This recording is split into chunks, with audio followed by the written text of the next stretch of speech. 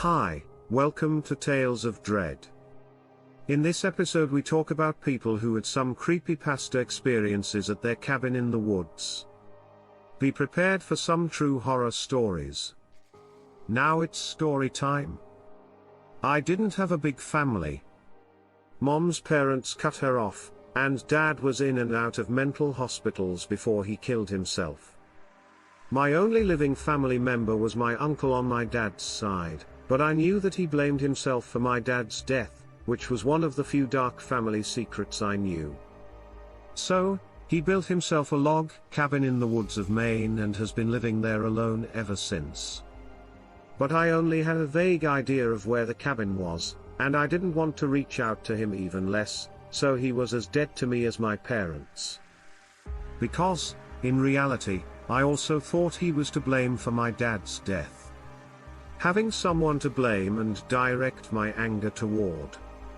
Even though I had a terrible, unhappy childhood, it was the only thing that brought me some peace. By the summer of 2015, I had made a life for myself here in the Boston area. I helped run a brewery pub as an assistant manager. My apartment was small but nice. I even went on a few dates now and then. I was well on my way to leaving my old life behind, and that made me feel better than I can say. Then came the letter that changed everything. It was from an attorney's office in Augusta, Maine, and as soon as I saw where it was mailed from, I knew what was coming. Sure enough, it was a letter telling me that my uncle had died and that this guy had been given the job of dividing my uncle's estate among his living relatives. I always thought he didn't have much money, and I had read that he didn't, but that didn't mean he hadn't left me something in his will. Unfortunately, I had to go all the way to Augusta to find out what it was. I called the lawyer's office, told them I was too busy to drive there, and asked them straight out what was in the will. So you can imagine how curious I was when this guy told me he didn't know what it was and that all he had was a key to a safety deposit box at a bank in Augusta. He is getting paid to make sure I open the box and understand what's inside. There's no more? The only reason he's doing it is because his payment is locked in the box. It sounded like the plot of a bad movie, and the lawyer had to tell me more than once that he was dead serious. Start to really believe it. Part of me didn't want to have anything to do with it because I thought it would just be picking at old wounds and bringing up the past. I'd worked so hard to leave the past behind, but peace of mind doesn't pay the bills, and as greedy as it sounds, if there was money to be had, I'd take it. I wanted to take part in it. So, I took a half day on a Friday in the middle of July, either the 17th or the 19th, and started the 5.5-hour trip to Augusta in Maine. In the summer, it's a pretty nice drive, and the views, quiet, and growing feelings of dread kept them going as long as they could. But when I pulled up in front of the cute, cozy offices of the law firm Stevenson Day, I felt like I was about to have a small panic attack. I've found my way into my head. That all I was going to get was a letter telling me something terrible about my family that would ruin all the progress I'd made in the past 4 or 5 years. So you can imagine how nervous I was when I met with the lawyer and drove with him to Bangor Savings Bank to open the box. I was so nervous that my hands were shaking.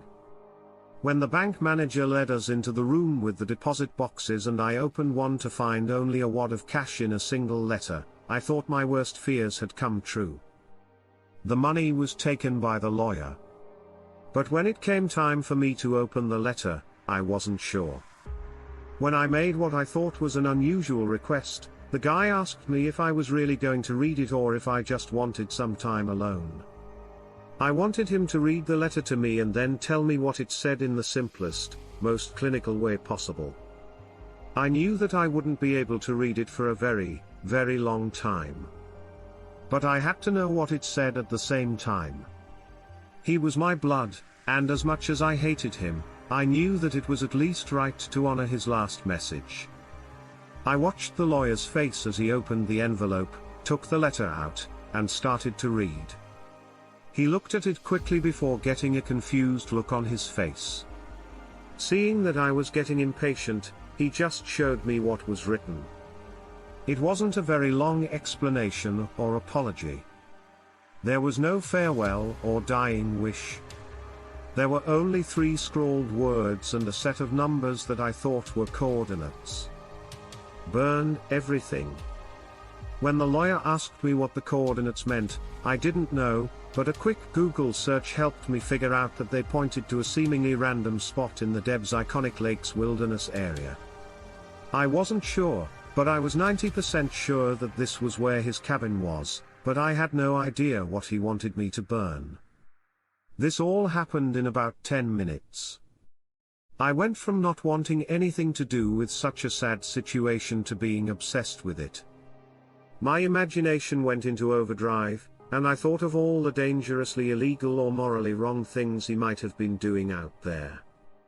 I had to find out more because if he had left behind something terrible and shameful, you could bet I would want to destroy it. On the way back to Stevenson Day, I was able to ask the lawyer a lot of questions about how my uncle died. I thought that if he had gotten sick or died at home, someone must have been in his cabin. But according to the lawyer, my uncle drove himself to the hospital about a week before he died, and he and the lawyer had talked about the safety deposit box months before. So, as far as anyone knew, my uncle was the only person who had ever been inside that log cabin.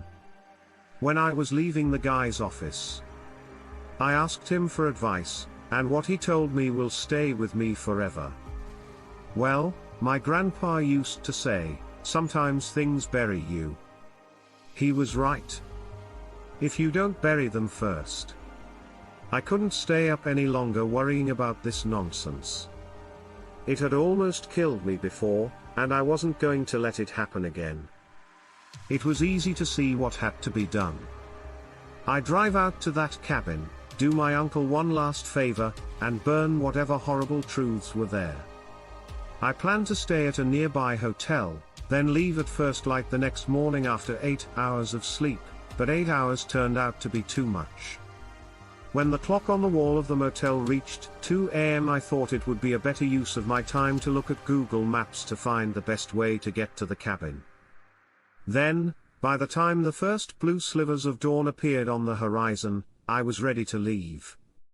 I didn't think I would need much, just a gas can and a box of matches, both of which were easy to find. Then I got one of those extra-large coffees from a gas station and put it in my drinks holster. I was almost ready to start the 3-hour trip to the lakes. Those 3 words kept going through my head the whole way home. Burn everything. I've never been so interested in something in my whole life.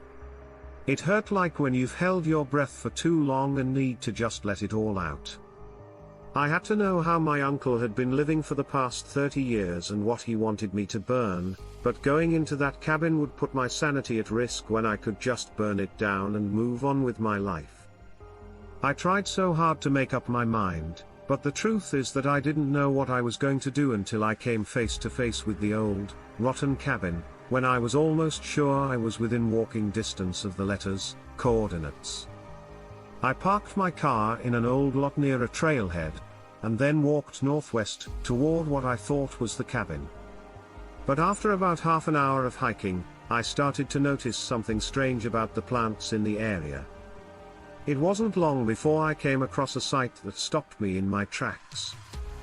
They were lying in the dirt in front of me, and it looked like a brain made out of beef jerky. At first glance, I really thought it was alive or had been alive.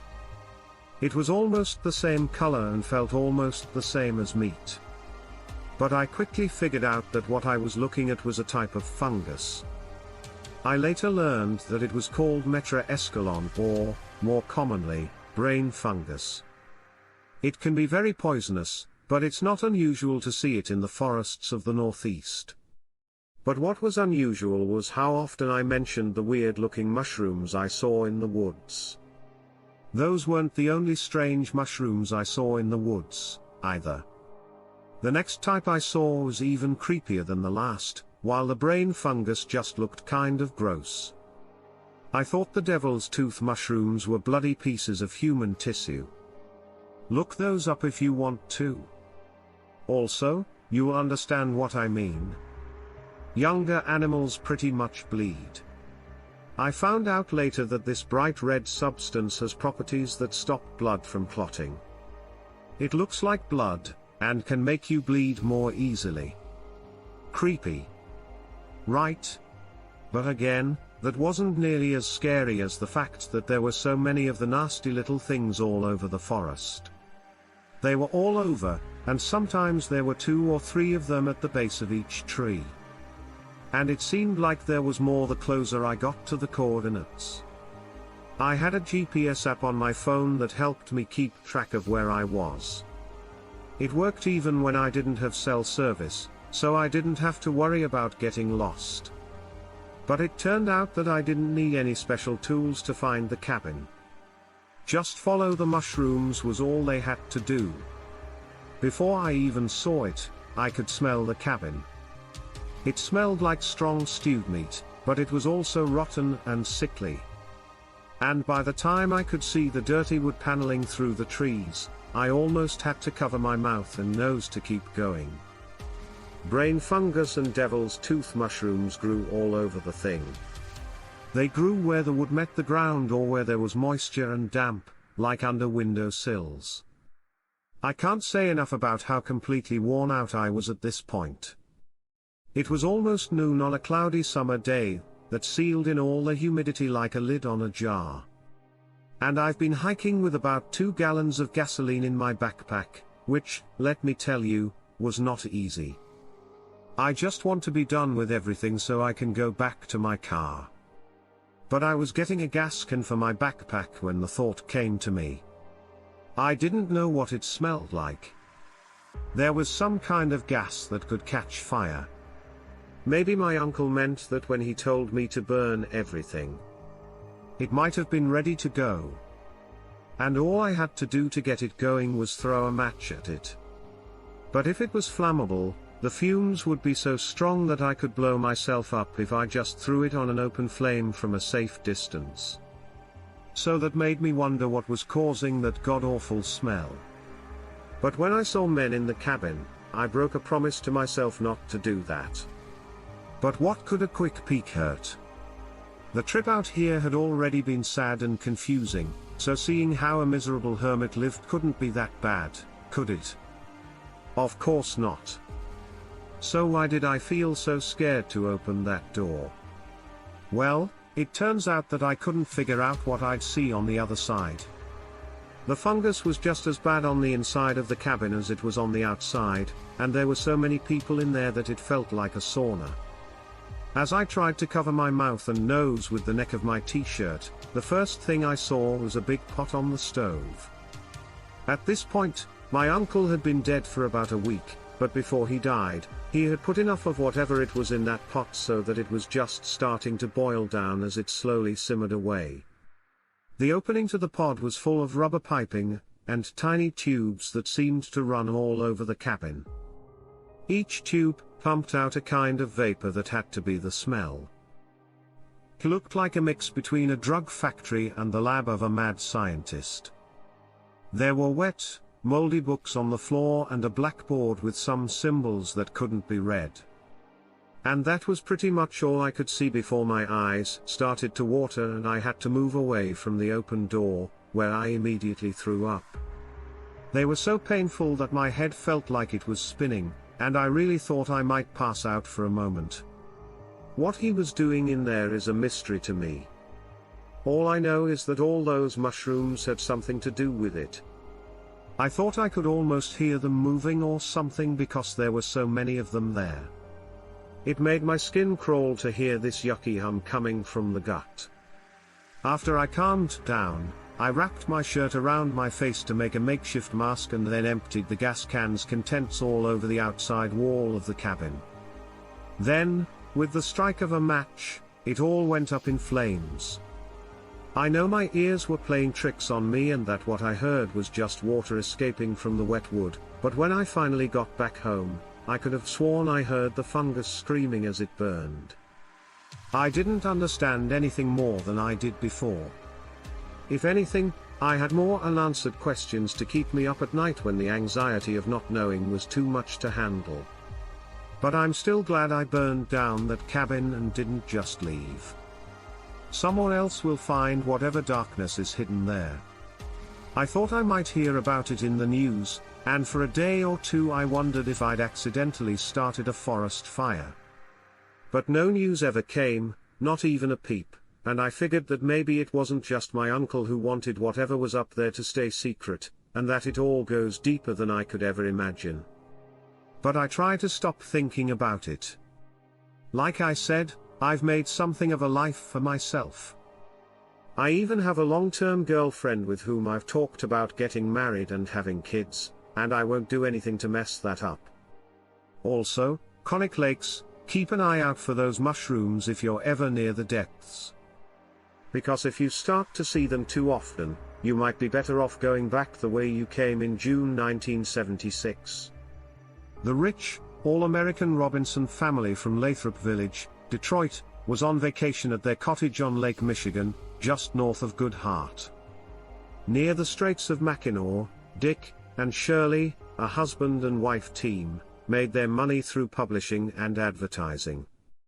They've been married for almost 20 years and have 4 wonderful children. There was Richard, who was 19, and Gary, who was 16. Everyone who knew them said that Randall was 12 and Susan was 7.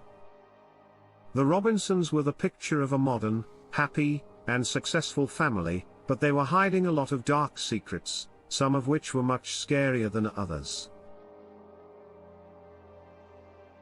Not only was Dick's new art magazine starting to have trouble, but he was also having trouble paying his bills for the business as a whole. There was a lot of strange activity in Dick Robinson's bank accounts, and investors were starting to doubt that they would get their money back. On top of that, the turnover rate of secretaries at Dick's offices had reached double digits over the past 10 years, with employee after employee leaving before even finishing a full year of work.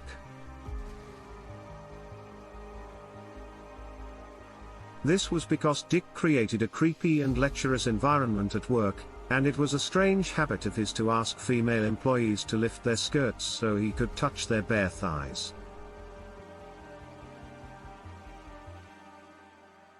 But, as you can imagine, Dick's wife didn't know this. When they went to their summer home, they called it Somerset, which was a log and stone cottage on a winding road half a mile west of Lakeshore Drive.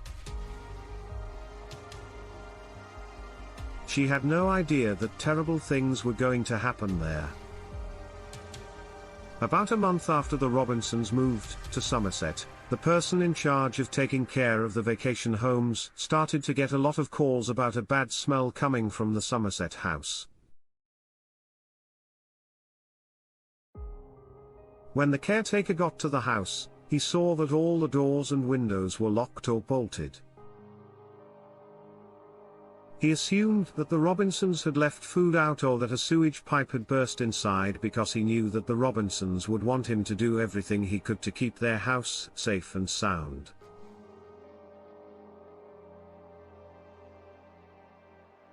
The caretaker forced his way into the house as quietly and carefully as he could, but when he got inside, he saw something so horrible and violent that it would stay with him for the rest of his life.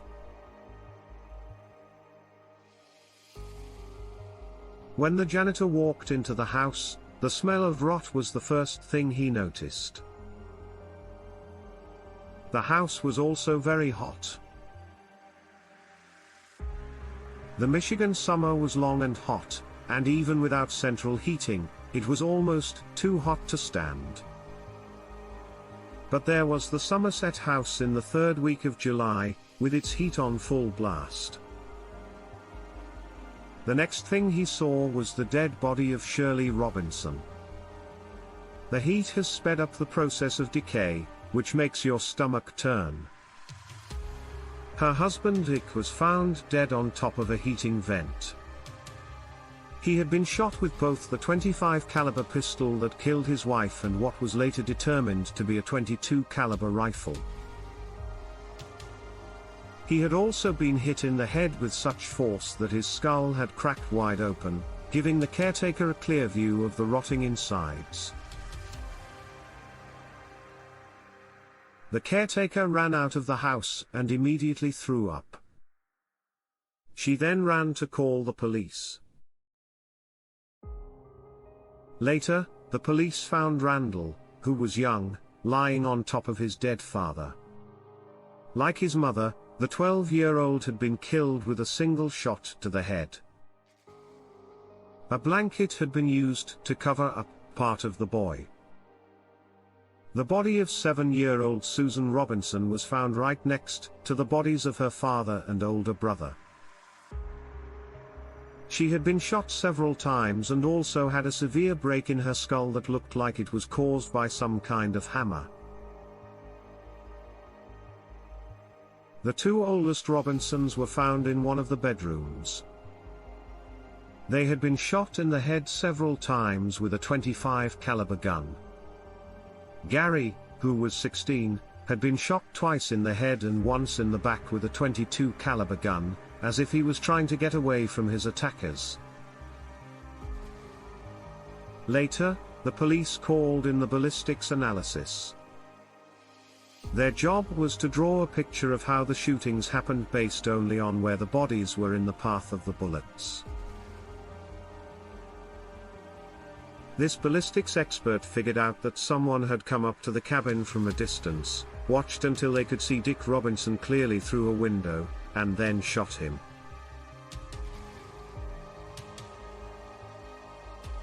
Then, after the first shots were fired, the killers got closer to finish the job. They went up to the house, broke down the back door, and chased the family members who were still alive through the house, shooting and killing them one by one. Once they had buried the Robinson family name, the killers closed the curtains so no one could see the bloody scenes inside, turned up the heat, and even put a piece of cardboard over the broken window. The fact that there was only one set of bloody footprints at the crime scene showed that it was done by a single killer. The killer had covered up their tracks so well that the murders went unnoticed for a whole month, and the bodies were so rotten that it was hard to tell when they had happened.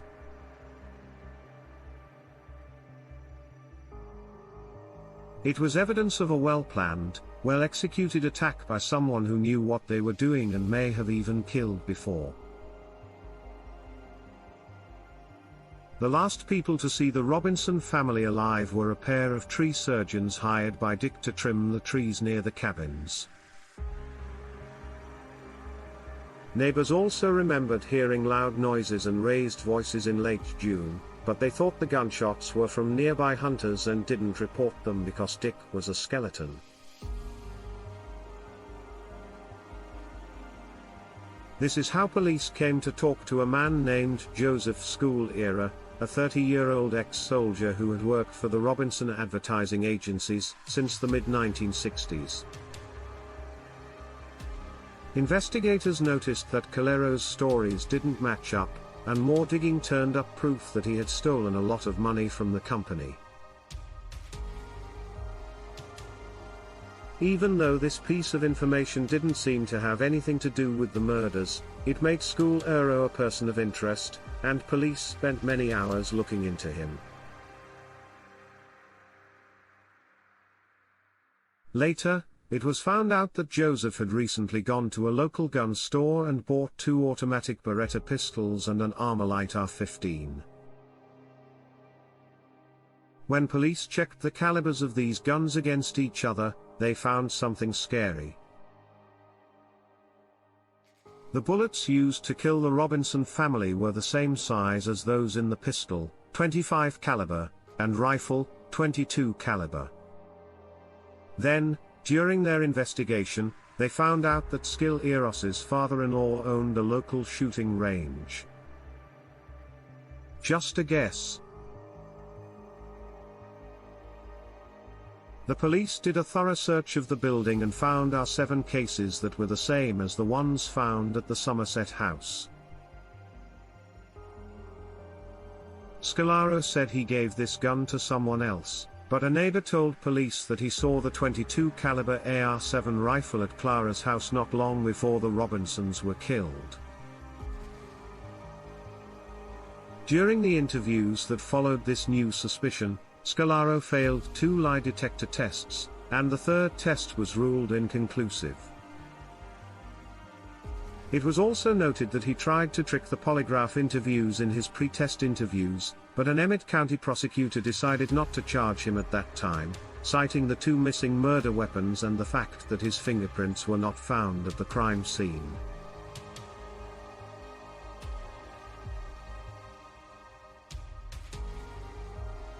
But 4 years later, in 1972, a new chief prosecutor in Oakland County reopened the case because he thought he could get the case's main suspect convicted. But on March 8, 1973, when Scalaro found out he was going to be charged and arrested, he shot himself with the handgun that was thought to have been used to kill the Robinsons. He left behind a blood-stained typewriter note that said, "I am a liar, a cheat, and a phony," as well as a list of people he had taken advantage of in different business schemes. On the same piece of paper, he then wrote a note to his mother that said, "I had nothing to do with the Robinsons. I'm a liar but not a murderer. I feel sick and afraid. God, and all of us, please don't punish me." Since Michigan law says that a murder case that is still open can't be officially closed. Scalaro put the case in an inactive file after the main suspect was killed. But because of this, many of the most important questions about the Robinson murders won't be answered. As time went on, investigators, both amateur and professional, have come up with a lot of theories that try to explain a suspect's motive or name, but none of them have ever been proven to be true. People who knew Dick Robinson said they had never met a better family man, friend, or business partner, and they can't understand why someone would kill him and his family in such a cruel way. Also, there is a lot of doubt about Joe Scalaro's supposed guilt. He was thought to be a small-time crook whose financial crimes got him caught up in a bigger web of lies and murder. But no matter what, the person who killed the Robinson family has never been found, and as time goes on, it becomes less likely that they will be found. So, it's possible that in the past, present, or future, someone will go to their grave after killing children who were trying to escape and getting away with it. Herbert Mullin was born on April 18, 1947. He was the only son of a World War II veteran, and he grew up in Salinas, California, where his father had served. Herbert's dad was the perfect example of a strict war veteran dad. He ran the house like a military base. He often talked about his time in battle, reminding his family and especially his son Herbert that he had killed Germans, so they wouldn't have to. So, Herbert's view of the world was based on loyalty, discipline, and fighting. So you might be surprised to hear that Herb turned out to be a young man who was incredibly well adjusted. His father was strict, but not cruel or mean. He taught Herbert the social skills that led his classmates at San Lorenzo Valley High School to vote him the most likely to succeed. Yet, shortly after Herbert graduated from high school in 1965, one of his best friends was killed in a freak car accident caused by a drunk driver racing around a blind turn on a California highway. Herbert was devastated by the senselessness of the sudden death, which sent him into a deep depression from which he may have never fully recovered. Within a month of Dean's death, Herbert had made a small shrine to him in his bedroom. It had a few lit candles, a photo from high school, and some of Dean's things. When Herbert's girlfriend saw the shrine, it made her feel very uneasy. It was hard enough to lose someone you cared about suddenly, but Herbert seemed dangerously obsessed with his dead friend. Her fears were confirmed when Herbert told her that he thought he might be gay and that the breakup hurt so much because he really liked Dean. No one knows for sure if this is what really happened or not. Even though his girlfriend tried to be open and accepting, Herbert's deep depression drove a deep wedge between them. Herbert started to self-medicate with marijuana and LSD in the hopes that the hallucinogens would help him feel more accepted. This made things worse between him and his girlfriend, and they broke up soon after. Things got so bad that in 1969, when he was just 21 years old, Herbert agreed to his family's suggestion that he check himself into a secure psychiatric facility so that his depression could be treated properly. However, since his check-in was completely voluntary, Herbert was only a patient for a short time. He moved from place to place, saying he wanted to improve himself but never getting anywhere. After what seems to be giving up on all mental health treatments, Herbert's behavior changed in a very bad way, and he started to show signs of paranoid schizophrenia. After only a short time in an apartment building in Salinas, Herbert was given a notice to leave because he kept banging on the floor and yelling at people who weren't there. Now, he is pretty much homeless. Herbert tried to become a priest, but the people he talked to saw that something was horribly wrong with him and turned him away. Herbert was 25 years old when a police officer found him burning himself with a lit cigarette and arrested him for vagrancy. Since it was clear that he couldn't take care of himself at all, Herbert's parents took him back in, and for a while, living in their Felton home made him act better. However, it looks like this was just a chance for Herbert to organize his scary, scattered thoughts into a structured but dangerously insane worldview. The 18th of April was Mullen's birthday. The same day as the big earthquake in San Francisco in 1906. The 7.9 magnitude earthquake hit the coast of Northern California just before dawn. On the Richter scale, the tremors were so scary that people from Eureka on the north coast to the Salinas Valley could feel them. Soon after, terrible fires started. That went on for a few days. In one of the deadliest earthquakes in US history, more than 3,000 people died and more than 80% of the city of San Francisco was destroyed. Herbert seemed to have been deeply affected by what he read about the disaster when he was young, and it became a key part of his strange beliefs. He was sure that only human sacrifice could satisfy the bloodthirst of an ancient evil underground that was causing the big earthquakes so that it could feast on new souls. This idea was set in stone when Herbert put together a timeline of earthquakes in California, and a timeline of American wars in other countries. The 1906 earthquake was terrible, but it happened during a time of peace between the Boxer Rebellion and the so-called Crazy Snake Rebellion, in which US cavalrymen and Muskogee Native Americans fought each other. During the two World Wars and the Korean War, there were a lot less earthquakes, and the worst one killed only 12 people. But in 1933, the United States pulled out of Nicaragua.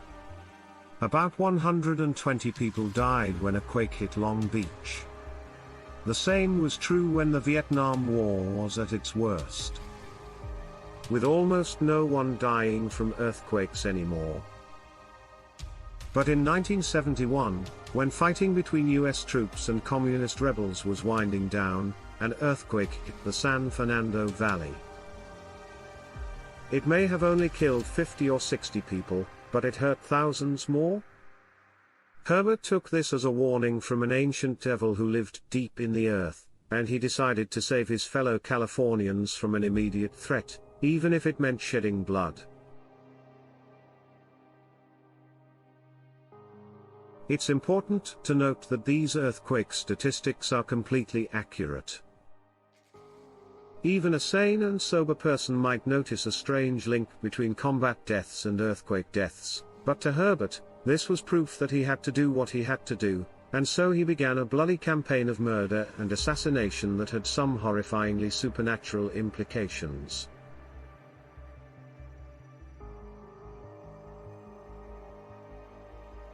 Herbert's first step in his plan was to fill out an application to join the United States Marine Corps.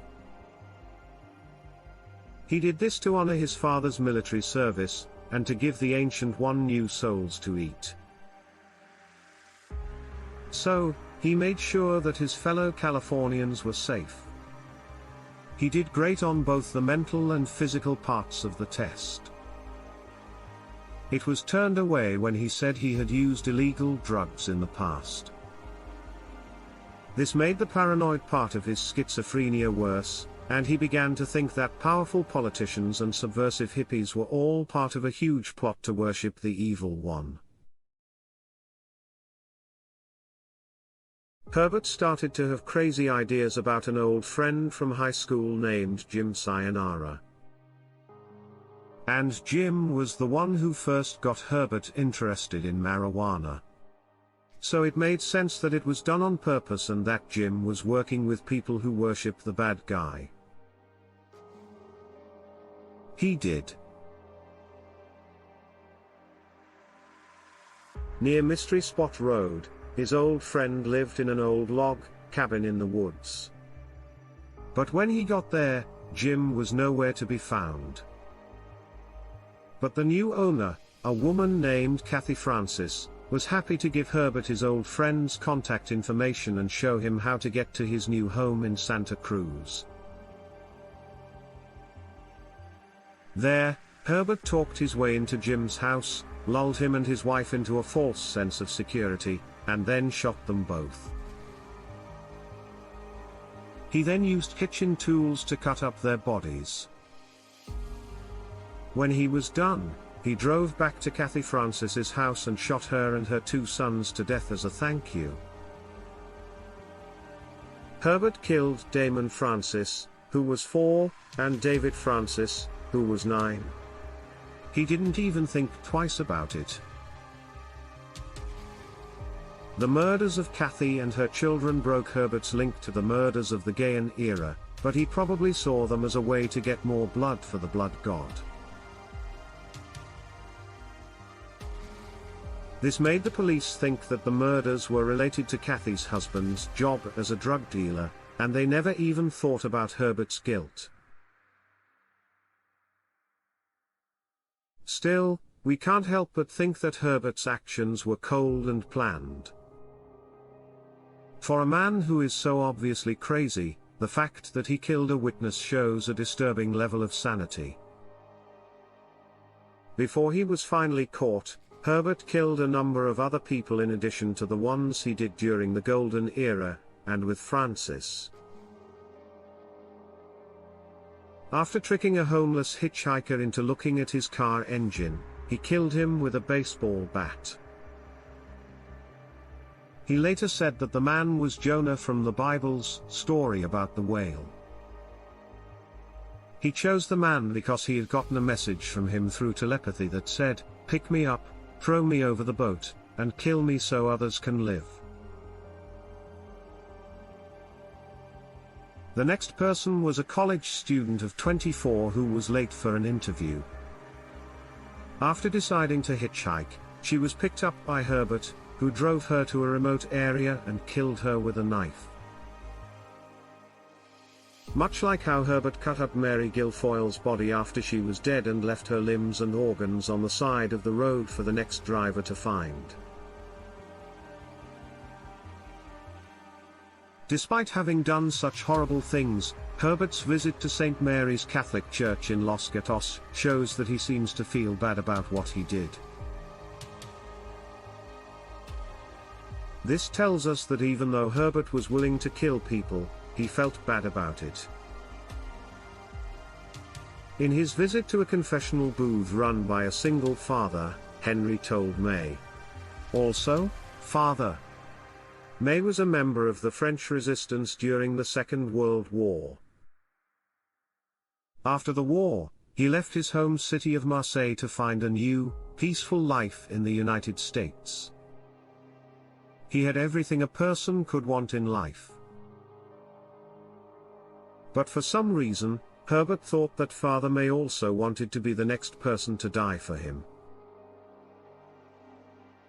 He got up from the confessional bench, walked around to Father May's section, and stabbed him to death where he was sitting. People who saw the clergyman's limp and bloody body fall out of the confessional booths said they saw a tall man in black clothing run away from the scene, but speculation that the man was a burglar only slowed down the investigation.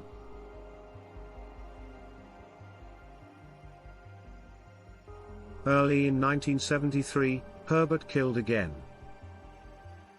He shot and killed a retired fisherman as he mowed the front lawn of his Santa Cruz home with a powerful rifle. He was driving alone on the west side when he passed Fred Perez. Then, for no apparent reason, Herbert turned around, stopped a station wagon, and put his rifle on the hood to aim. Then, with one bullet to the heart, the man was killed instantly. Then he got back in his car and drove away in a calm way. Since it was the middle of the day and there were several witnesses, one of them was able to give the police Herbert's license plate number. Slowly, he was getting caught in the net. Herbert did some of his most famous killings near a cabin in the woods. The year was 1973. He was walking around Henry Cowell Redwoods State Park when he came across a group of teenage boys camping illegally near an old cabin. They seemed to be making a lot of noise, so Herbert thought they were trying to damage or break into the old wooden building. He went up to the boys and said he was a park ranger.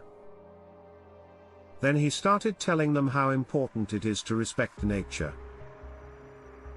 When the boys made fun of him, he told them to leave, saying that they were ruining the forest by staying there. When they refused and made fun of him even more, he told them to leave. Herbert took out a gun and shot each boy in the head, killing them all. Their bodies stayed there until the next week, when they were found. By then, Herbert was already in police custody. When he was pulled over at the intersection of Highway 9 and Coral Street because Mullen's rifle was visible in the passenger seat, the arresting officers said he was calm. The officer initially drew his gun in case there was a close quarters shootout, but Herbert didn't try to fight him off. Luckily, he didn't, But we'll soon find out if this was the best thing for public safety while Herbert is in police custody. Herbert made a full confession, but he also explained that he was like a priest who had to make sacrifices to stop huge earthquakes. He also said that the reason there hadn't been an earthquake in a while was because of his hard work. In fact, there was not a single earthquake in the state of California between October 13, 1972, and February 13, 1973. Mullen was charged with 10 murders by the Santa Cruz County District Attorney's Office. His trial began in July 1973. The only question was if he was really sane and, therefore, responsible for what he did. Some of his crimes, like covering his tracks and planning ahead, showed that he was at least somewhat sane, but the defense's case about his history of paranoid schizophrenia was more than convincing. But the verdict came out the next month, and Herbert Mullen was found guilty of murder in the first degree. Jim Jenner and Kathy Francis were found guilty of first-degree murder, but the other 8 murders were only found guilty of second-degree murder because they were done much more quickly. In Santa Cruz County, he was given a life sentence. Since 1980, he has been turned down for parole 11 times because his mind is very unstable. It's a miracle that he didn't get locked up in the mental hospital for good. But on the other hand, Herbert Mullins might not be as crazy as he acts. Because an earthquake measuring 5.8 on the Richter scale hit Southern California's Point Mugu 11 days after he was arrested, causing more than $1 million in property damage. It's scary to think about. Even if you tell yourself it's just a strange coincidence that Herbert Mullins really did stop California's earthquakes with bloodshed and that the size of America's natural disasters is directly related to its foreign wars, it's still hard to ignore.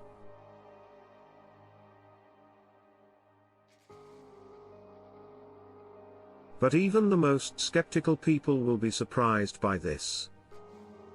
Herbert was proven right, at least in his own mind, in just 11 days. So, Herbert Mullen was just a dangerous, sick person. Or did Herbert know something we didn't, something about horrors that haven't been discovered yet and live deep underground? Sue Sharp and her 5 children left their home in Connecticut and moved to Northern California in July 1979. They were running away from her abusive husband James's tyrannical temper. They moved into a small cabin in the quiet Sierra Nevada suburb of Katy, and it seemed like the Sharps had finally found a place they could really call home, somewhere that made them feel safe instead of always scared.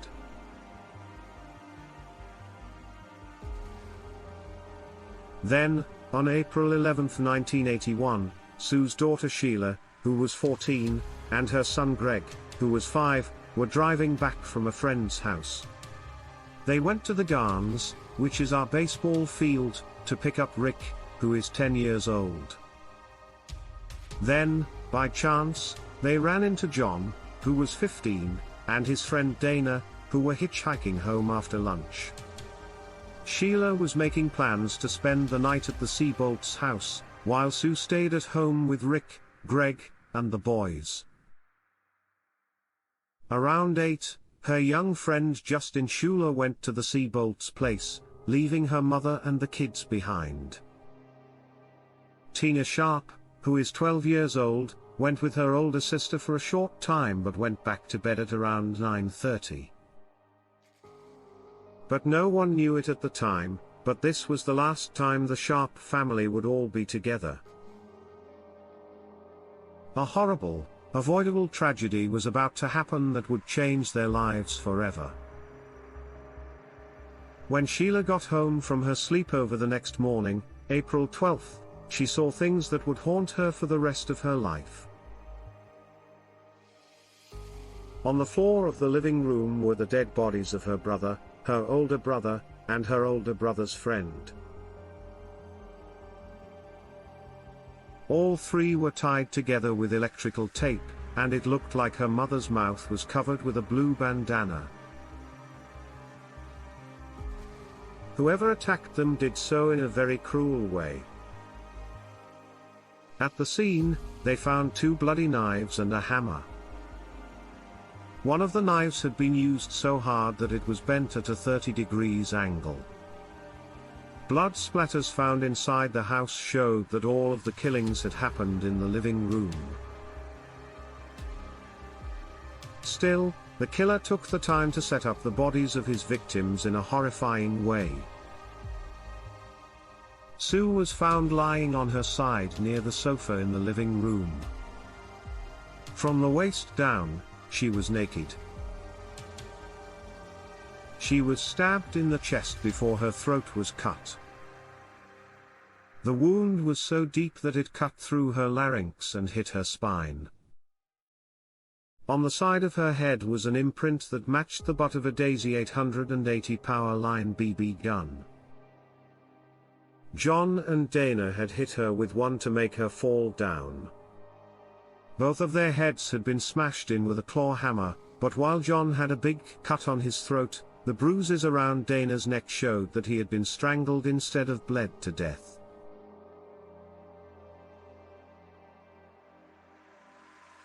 Sheila then went upstairs and saw that Rick, Greg, and Justin, the 3 younger children, were all safe and sound in their bedroom. However, Tina, the youngest child, was nowhere to be found. Sheila and the rest of the Seabolt family didn't hear anything strange during the night, but a couple in nearby house 16 was woken up at 1:15 a.m. by what sounded like muffled screams and the fact that Tina wasn't there.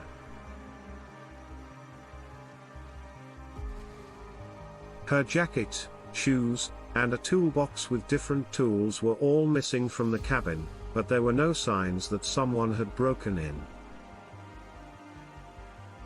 The phone was off the hook and the curtains were closed in the cabins. Police thought that the victims knew their killer because he tried to hide his body parts before leaving. One of the first suspects was a man who left Katie soon after the murders and was later found in Oregon. But after the suspect took a boring polygraph test, he was cleared. Later, Marilyn Smart, one of the Sharps' neighbors and the mother of young Justin, told police that she had found Tina's bloody jacket in her basement and given it to them. Her husband also said that a claw hammer had been stolen from his house recently. This made him a person of interest, but as the investigation went on, detectives had to rule him out as well. Justin Smart, a young family friend, then told different stories about what happened that night, including that he had dreamt about the killings. In his last story, told under hypnosis, he said that while he and Rick and Greg were sleeping in the bedroom, they heard strange noises coming from the living room. He went to see what was going on and saw Sue with 2 men, one with a mustache and short hair and the other with long hair and no mustache. John and Dana then came in and started arguing with the men. Tina was then taken out the back door of the cabin and never seen again. Some of the detectives who worked on the case said it was a waste of time and frustrating. There were rumors that the crimes were ritualistic or related to drug trafficking, but no drug paraphernalia or illegal drugs were found in the home, which put those rumors to rest. Later, a family friend told police that John's friend Dana had recently stolen LSD from local drug dealers. Even though she couldn't show proof of this claim, the police were so confused by the murders that they even thought Henry, Lee, Lucas, and Otis Toole were behind them. But by December 1983, this wasn't going to happen. At first, the FBI was looking into whether Tina had been kidnapped when she went missing. But when they saw that the Department of Justice was doing a good job, they stopped helping. Local police searched a 5-mile area around the cabin with the help of police dogs, but they couldn't find anything. Then, on April 22, 1980, more than 3 years after the Sharp family was killed, a bottle collector in nearby Butte County found a piece of a human skull, and a piece of jawbone near Feather Falls. Over 100 miles from Katy. After the discovery was made public, the Butte County Sheriff's Office got an anonymous call saying that Tina's remains were found. For some reason, the call was not recorded in the case. A forensic pathologist confirmed that the bones were those of Tina Sharp. Near where the bones were found, detectives found a blue nylon jacket, a blanket, a pair of Levi Strauss jeans, and an empty surgical tape dispenser. For many years, the case was closed. Then, in a 2008 documentary about the murders, Marilyn Smart said that she thought her husband Martin and his friend Bobo Betty killed Sue John. Dana and Tina Marilyn said that around 2 a.m. on the night of the crimes, she woke up to find the two burning something she didn't know what it was in the wood stove. She also said that Martin was very angry at Johnny Sharp. But in the same documentary, the local sheriff said that Martin had passed a polygraph test and was not a suspect. Bobo Betty, who was apparently connected to the Chicago mob, died there in the late 1980s. It seemed like the murders would never be solved, but in March 2016, a hammer was found in a nearby pond that matched the description of the one Martin said he lost. A Plumas County sheriff said that the place where it was found was likely where it was put on purpose. It would not have been put in the wrong place by accident. He also said that he had a list of 6 possible suspects to look into, and one of them was Martin Smart, the husband of Mary Land and father of young Jason. Marilyn again argued that Martin was guilty, saying that he had left Keddie and driven to Reno, Nevada, right after the murders. From there, he had mailed a letter to Mary Land about problems in their marriage that ended with "I paid the price of your love and now." Martin often saw a counselor, who said that he admitted to killing Sue and Tina. Martin said he didn't have anything to do with the boys. He is said to have told the counselor that Tina was killed so that she wouldn't be able to identify him because she saw the whole thing.